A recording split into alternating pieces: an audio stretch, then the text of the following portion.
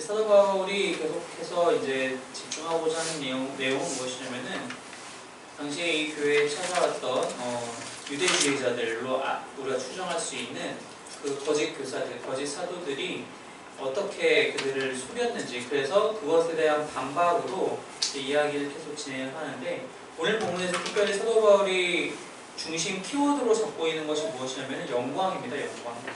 그 영광을 어디서 차용해서 갖고 오느냐, 이스라엘이 출애굽한 이후에 모세가 하나님께 직접 이제 그 말씀을 받았을 때, 율법을 처음 받을 때, 그리고 받고 내려왔을 때 모세의 얼굴에 머물러 있었던 그 영광에 대해서 이야기를 하면서 그것을 이제 하나의 메타포로 사용을 해서 오늘 본문을 이끌어갑니다. 그럼 왜 이 이야기를 하게 되었느냐? 우리 이제 지난번 본문까지, 그리고 다른 바울 서신에서도 우리가 계속적으로 봤다시피 이 유대주의자들은 항상 주장하는 게 뭐였냐면은 모세의 율법은 여전히 살아있고 이 율법을 지키지 않으면은 우리는 예수를 믿는다고 해서 구원받는 게 아니다. 율법이 너무나도 중요하고 예수만큼 혹은 예수보다 더 중요하다라고 그렇게 계속적으로 얘기했기 때문이에요. 그렇기 때문에 이러한 이야기들을, 소식을 전해드린 바울로서는 그것에 대해서 반박을 할 수밖에 없는 건데, 왜 바울이 이런 이 메타포를, 이 영광이라는, 특별히 모세가 그 말씀을 받은 이후에 그의 얼굴에서 보일 수 있었던 그 영광을 메타포로 갖고 해서 이제 사용을 하느냐?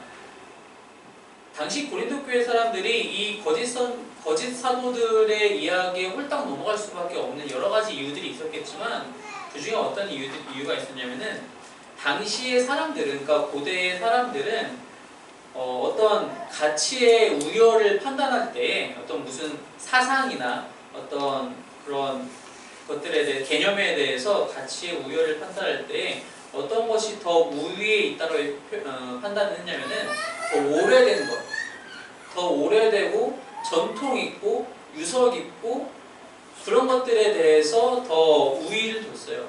왜냐면은 이게 지금 오늘 막 생겨난 어떤 개념과 사상이라면 그게 그냥 그 사람이 얘기한 거라고 생각할 수 있잖아요. 그런데 당시의 사람들은 이게 아주 오래된 것이다, 과거로 더 거슬러 올라가서 그 기원이 있다고 생각을 하면은 그 기원이 올라가서 결국에는 신들에게까지 더 다다를 것이다 라고 생각을 했단 말이에요. 그래서 어떤 사상이 있는데 이게 100년 된 이론이다, 혹은 이게 뭐 200년 된 이론이다, 그러면은 그게 더 오래된 게 더 좋은 것이다, 더 가치 있는 것이다, 더 우월한 것이라고 생각했다는 거예요. 그러니까 지금 이 고린도 교회 교인들 중에서는 어떤 사람은 유대인 출신이기도 하고 어떤 사람도 이방인 출신이기도 한데, 그런 사람이든 어떤 사람이든 이들이 거짓 사도들이 와서 얘기할 때, 야, 바울이 전하는 거는 유대교에서 벗어나버린 유대교의 이단과도 같은 그런 내용들을 전하고 있는 거야. 우리는 진짜를 전하고 있어. 너희들 율법이 언제 나타나는지 알고 있잖아. 벌써부터 1500년, 2000년 가까이 전에 우리가 이 율법을 모세가 하나님한테서 받은 거라고. 1000년도 넘는 전통이 있는 게 바로 이거란 말이야. 얼마 전에 죽은 예수의 가르침, 그것보다는 이게 더 중요해 라고 얘기했단 말이야. 사도 바울은 그래서 그것에 대해서 반박하기 위해서 그들의 사고도 일면 갖고 와요. 무슨 뜻이냐? 내가 전하는, 사도 바울이 전하고 있는 이 예수의 복음은 어느 날 갑자기 생겨난 것이 아니라 유대교에서 너희들이 그렇게 중요하게 생각하고 있는 모든 언약들이 다 이어져서 그것이 성취된 것이 예수님의 삶이고 예수님의 십자가 사역이고 예수님의 부활이다라고 얘기를 하는 거예요. 그래서 어느 날 갑자기 생겨난 것이 아니고 너희가 좋아하는 그 오래된 거, 예수님이 진짜라는 거야. 그게 사도 바울이 전하고 있는 거라는 겁니다. 그래서 이 메타포를 사용하고 있는 거예요. 당시에 모세가 이제 율법을 하나님으로부터 받고 나서 내려왔잖아요. 그 시내산에서 내려왔을 때 사람들이 모세의 얼굴을 보니까 너무 휘황찬란한 거예요. 물론 이제 저는 지금 빛으로 표현을 했지만 당시 공문에도 그렇게 나와있지만 어쨌든 보기가 힘들었던 것 같아요. 정확한 상황은 모르겠어요. 그래서 안 되겠다 싶어서 모세한테 이제 가서 얘기를 한 거죠. 못 보겠어요. 저 어떻게 좀 해주세요. 수건을 가리기로 한 거예요. 모세가 이제 얼굴을 수건에 가려서 이제 사람들과 마주할 때 이제 어려움이, 부담이 없게끔 그렇게 했다라는 거죠. 사도 바울이 7절 말씀에 이제 그 오늘 본문에서 그렇게 얘기를 합니다. 이스라엘 자손들은 모세의 얼굴에 없어질 영광 때문에도 그 얼굴을 주목하지 못하였거든. 즉 모세의 얼굴에 끝도 없이 계속 그 빛이 남아있었던 거는 아니라는 겁니다. 결국에는 없어질 영광이었는데도 불구하고 사람들은 그것을 주목하지 못하였는데 8절 하물며 영의 직분은 더욱 영광이 있지 아니하겠느냐. 여기서 말하는 영의 직분이라는 건 무엇이냐? 옛 언약과 새 언약을 지금 비교해서 대조해서 얘기하고 있는 거예요. 왜냐하면 바로 지난주 본문 마지막 줄 6절에서 사도 바울이 자신들을 뭐라고 표현하냐면 새 언약의 일꾼이라고 표현했단 말이에요. 그렇기 때문에 이 새 언약과 옛 언약에 대해서 다시 한번 설명할 필요가 있는데 어떻게 설명을 하느냐? 이 둘을 대조해서 왜 옛 언약보다 새 언약이 더 뛰어난 것인지에 대해서 얘기를 하고 있는데 옛 언약 율법은 그 율법으로 말미암아 모세의 얼굴에 머물던 영광은 잠시 있다 사라질 것이었지만 예수 그리스도로 말미암아 우리에게 새롭게 허락된 새 언약 그 영의 직분은 더욱더 큰 영광이 있다. 9절 정죄의 직분도 영광이 있은즉 의의 직분은 영광이 더욱 넘치리라. 왜 이렇게 얘기를 하냐면은 정죄의 직분 즉 옛 언약 율법은 정죄의 목적이 있었다는 거예요. 물론 1차적인 목적은 당시에 1차적인 하나님께서 처음 주셨을 때 1차적인 목적은 그것은 아니었어요. 왜냐하면 신명기에서 보면 본문에서는 분명히 얘기를 하고 있어요. 신명기 5장 마지막 절에 가서 보면은 모세가 이렇게 얘기를 해요. 너희가 이 율법을 잘 지키면 약속하신 땅에 들어가서 잘 살 거야. 오래 살 거고 풍족하게 살 거야. 라고 이제 모세가 그렇게 얘기를 합니다. 즉 율법을 지킴으로써 그들이 받을 수 있는 복이 분명히 있었는데 결과적으로는 그들이 지키지 못했다라는 거예요. 동일하게 신명기에서 똑같이 모세가 그렇게 얘기를 합니다. 결국 그래서 율법에게 남아있는 직분은 그것을 지키지 못하는 사람들에게 너희가 무엇을 못 지켰는지 죄를 알려주고 정죄하고 너희들이 이렇게 살면 안 된다라고 얘기하는 거였던 거죠. 근데 새 언약은 우리에게 어떤 것을 주느냐? 새 언약은 우리의 죄를 정죄하는 것이 아니라 우리의 죄를 덮어줌으로써 예수 그리스도 안에 있는 자들에게는 그 안에 있는 자들이 설령 죄를 갖고 있다 할지라도 예수 그리스도로 말미암아 그 죄를 더 이상 보지 않으신다라는 하나님의 약속 때문에 그 의의 직분으로 말미암아 생명을 얻게 된다는 것입니다. 그래서 그것이 더욱더 영광이 넘치게 된다. 우리가 칭이라는 단어를 이제 우리가 활용을 하잖아요. 의롭게 되었다. 즉 죄가 없다라는 뜻이죠. 바로 그러한 영광으로 넘쳐나게 될 것이다. 새 언약은 바로 이게 사도 바울이 하고 있는 얘기를 한 겁니다. 이 이야기를 오늘 본문 3장 18절까지 계속해서 얘기를 하고 있어요. 그러면서 이제 10절에 나서 영광되었던 것이 더 큰 영광으로 말미암아 이에 영광될 것이 없으나 11절 없어질 것도 영광으로 말미암았은즉 길이 있을 것은 더욱 영광 가운데 있느니라. 이게 무슨 말인지 살짝 헷갈려요. 이게 무슨 뜻이냐면은 율법이 처음부터 쓸모가 없었던 것은 아니라는 거예요. 율법도 율법 자체로 영광되었었던 것이라는 겁니다. 당시에. 그리고 더 큰 영광, 예수님으로 말미암아 우리에게 찾아온 새 언약이 더 큰 영광이라는 거예요. 이 더 큰 영광으로 말미암아 과거의 그 율법, 옛 언약은 이에 영광될 것이 없으나 이제 없어졌다는 얘기예요.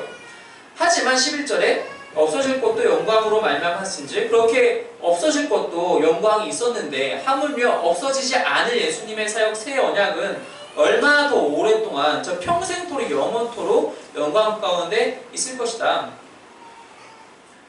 그럼 도대체 이 두 가지를 어떻게 사도 바울은 연결을 시키느냐? 바로 이 옛 언약과 새 언약은 단절된 상태에서 따로따로 주어진 것이 아니라 옛 언약이 성취되면서 그것이 자연스럽게 바통을 넘겨주듯이 새 언약으로 넘어갔다는 뜻이에요. 과거에 이 영광이 있었던 이유는, 과거에 옛 언약의 영광이 있었던 이유는 당시에 이걸 잘 지키면은 하나님이 복을 약속하셨으나 그것이 이스라엘 백성들이 지키지 못하는 걸 알면 결국 남게 된 기능은 정죄의 직분이었지만 그것이 가리키는 바가 있었다는 거예요. 그 가리키는 바가 바로 예수님이었다는 것입니다. 사도 바울은 다른 서신서에 이렇게 써요. 제가 거기 프린트에도 적어놨는데 로마서 10장 4절 말씀입니다. 로마서 10장 4절 함께 읽겠습니다. 시작. 그리스도는 모든 믿는 자에게 의를 이루기 위하여 율법의 마침이 되시니라. 즉 율법이 최종적으로 가리키는 곳이 어디냐? 바로 예수 그리스도라는 거예요. 율법이 율법대로 단절되고 예수님이 예수님대로 새로 시작하고가 아니라 그 율법이 다 계속적으로 가리키고 있는 곳이 바로 예수님의 삶, 예수님의 사역, 예수님의 십자가였다는 것입니다. 그렇기 때문에 그거 한 가지만으로는 율법이 영광스러울 수 있으나 그 외로는 그렇지 않다. 그 모든 영광은 예수님께로 넘어갔다는 겁니다. 사도 바울은 이 옛 언약에 대한 평가를 왜 이렇게 우리가 좀 보기에는 박하게 하느냐? 자신의 개인의 평가가 사실은 아니에요. 왜냐하면은 이미 이 유대인들이 그렇게 붙잡고 있는 구약 성경에서 다 그렇게 얘기를 하고 있어요. 제가 같이 써드린 예레미야 말씀도 한번 같이 볼게요. 예레미야 31장 말씀입니다. 시작. 여호와의 말씀이니라. 보라 날이 이르리니 내가 이스라엘 집과 유다 집에 새 언약을 맺으리라. 이 언약은 내가 그들의 조상들의 손을 잡고 애굽 땅에서 인도하여 내던 날에 맺은 것과 같지 아니할 것은 내가 그들의 남편이 되었어도 그들이 내 언약을 깨뜨렸음이라. 여호와의 말씀이니라. 예레미야 시대에는 상당히 후기잖아요. 이스라엘 상당히 후기란 말이에요. 근데 그때 하나님이 예레미야를 통해서 무슨 말씀을 주시냐면 옛 언약 갖고 안 돼. 난 새 언약을 줄 거야. 이 새 언약이 옛 언약과 왜 다르냐? 너희가 옛 언약을 안 지켰잖아. 내가 너희의 남편이 되었는데, 그러니까 이스라엘과 하나님 사이의 관계가 정말 밀접하고 깨어질 수 없는 관계가 되었는데도 불구하고 이스라엘은 그 언약을 지키지 않았다는 거예요. 여기는 상당히 내 언약을 깨뜨렸음이라 좀 조근조근한 표현일지 몰라도 다른 데 가면요 표현이 더 적나라해져요. 경홀히 여겼다, 무시했다, 멸시했다 말들이 더 거칩니다. 이게 구약에서 옛 언약을 이스라엘이 어떻게 다뤘는지에 대한 평가예요. 사도 바울은 그 평가를 여기서 그대로 반복해서 얘기하는 것 뿐이에요. 그렇기 때문에 우리에게 필요한 것이 새 언약이다. 우리나라에서도 청와대에서도 그렇게 하는지 잘 모르겠는데 미국에서 이제 백악관에서 어떤 법을 새롭게 만들어서 그 법안에 이제 대통령이 사인을 하잖아요. 그러면은 사인할 때 그 펜을 기념을 해요. 자, 그때 그 법안에다가 사인한 대통령이 직접 사인한 펜을 그걸 기념을 해서 그거를 그 법안을 만들기 위해서 힘쓴 사람한테 선물로 준다거나. 근데 어떤 경우에는 이제 자기 이름을 지금은 이제 도널드 트럼프가 대통령이니까 자기 이름 한 번에 쫙 쓰고 그 펜을 하나 주는 사람도 있고 도널드 트럼프 스펠이 예를 들어서 11자, 12자 되면은 그걸 다 다른 펜을 12개의 펜을 갖고 와서 한 글자 한 글자에서 12명한테 나눠주는 경우도 있어요. 그럼 그 펜이 우리에게 어떤 가치를, 받는 사람에게 어떤 가치가 되나요? 그 펜이 특출난가요? 그 펜으로 쓰면 영원히 잉크가 마르지 않나요? 아니에요. 그 펜을 우리가 가치 있다고 생각하는 건 그 펜이 가리키는 게 있기 때문이에요. 그 펜이 이 법령, 이 소중한 법안을 새롭게 만들어 사람들이 더 잘 살 수 있게, 편안하게 살 수 있게 만들어준 거였지 라는 것을 기억하게 해주고 가르쳐주는 그 표현인 거죠. 사도 바울이 지금 옛 언약과 새 언약을 대조하는 방식이 바로 이런 거라는 겁니다. 그 자체로도 쓸모가 있는 거였지만 넘어갔다라는 거예요. 예수 그리스도로 넘어갔다는 겁니다. 로마서에서 얘기한 것과 마찬가지로 예레미야가 이미 옛 언약을 비판한 것과 마찬가지로 넘어갔다는 겁니다. 그래서 그 새 언약은 결국 살리는 것이고 왜 의의 정죄에 반대이기 때문에 무죄로 방면시켜주는 거예요. 생명의 원천이 되는 것이라는 겁니다. 이것이 훨씬 더 우월하다. 훨씬 더 대단한 것이고 이 새 언약에 머물러 있는 영광은 영원토록 없어지지 아니할 것이다. 그러면서 이제 본문 12절 13절에 다시 와서 우리가 이 같은 소망이 있으므로 즉 이 영광이 절대로 사라지지 않을 소망이 있으므로 담대히 말하노니 우리는 모세가 이스라엘 자손들에게 장차 없어질 것의 결국을 주목하지 못하게 하려고 수건을 그 얼굴에 쓴 것 같이 아니하노라. 무슨 말이냐면 이 13절의 이 이야기는 구약의 이야기와 조금 달라요. 무슨 뜻이냐? 사도 바울이 구약을 읽고 특별히 그 출애굽기 말씀을 읽고 바울의 해석을, 바울의 주석을 붙인 거예요. 왜냐하면은 실제 출애굽기 구약 본문에 가서는 아까 제가 서두에 말씀드렸듯이 사람들이 그걸 보기 힘든 거예요. 모세의 얼굴을. 그래서 수건을 덮은 거예요. 근데 사도 바울은 거기서 뭐라고 주석하냐면 모세가 왜 수건을 썼느냐? 자신의 얼굴에서 그 영광이 조만간 사라질 것을 이스라엘 백성들이 눈치챌까봐 수건을 썼다라는 거예요. 왜 그렇게 하느냐? 사람들이 보기에 저 영광 사라졌, 빛이 사라졌는데? 그거 별거 아닌 거 아니야? 율법 꼭 지켜야 되는 거야? 안 지켜도 되는 거 아니야? 그걸 모세가 우려했다는 거. 사도 바울의 해석이에요, 이거는. 근데 이것도 일면 맞는 말이기도 하죠. 그런데 사도 바울이 왜 이렇게 해석을 하느냐? 우리가 전하는 복음은 그렇지 않다는 거예요. 새 언약은 절대로 영광이 쇠하지 않는다는 것입니다. 그렇기 때문에 확신이 있고 소망이 있다는 거예요. 그 확신이 있기 때문에 우리는 자신 있게 이것을 가리지 않고 너희들에게 전할 수 있다는 거예요. 그러나 14절 그러나 그들의 마음이 완고하여, 즉 당시의 이스라엘 백성을 얘기하는 건 오늘까지도 그 완고한 마음이 지금까지도 이어져서 구약을 읽을 때 그 수건이 벗겨지지 아니하고 있으니 너희들이 지금 말씀을 읽을 때도 여전히 그 수건을 덮은 채로 읽고 있다. 여기서는 그 수건을 덮은 채로 읽는 이유는 여기서의 수건은 하나의 메타포일 뿐입니다. 즉 영광을 우리가 보면 부담되니까 가리기 해서라기보다는 사도 바울의 이야기는 너희가 수건으로 뭔가 덧대어져 있기 때문에 제대로 이해하지 못한다는 뜻이에요. 구약을 제대로 이해하지 못하고 있다. 그러나 그 수건은 14절 후반에 그리스도 안에서 없어질 것이라. 오늘까지 모세의 글을 읽을 때 수건이 그 마음을 덮었도다. 그러나 언제든지 주께로 돌아가면 그 수건이 벗겨지리라.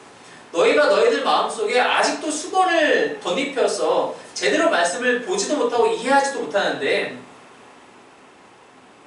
예수님께로 돌아가게 되면, 너희가 주님께로 돌아가게 되면 이제는 확실한 것을 볼 수 있게 된다. 그 하나님의 영광이 모세의 얼굴에 반사돼서 잠시 머물렀던 영광, 그것이 아니라 진짜를 마주하게 된다. 진짜를 마주하게 될 수 있다.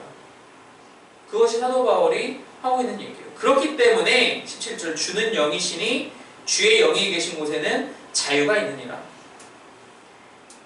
이제는 우리가 안절부절할 필요가 없다는 거예요.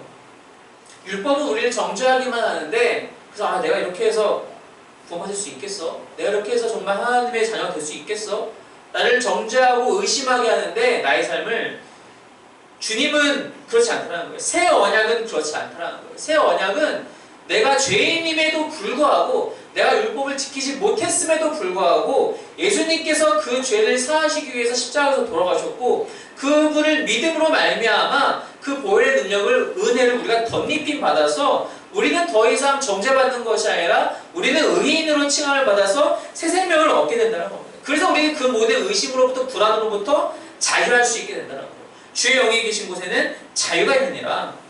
그래서 18절 우리가 다 수건을 벗은 얼굴로 거울을 보는 것 같이 주의 영광을 보매 그와 같은 형상으로 변화하여 영광에서 영광에 이르니 곧 주의 영으로 말미암음이니라.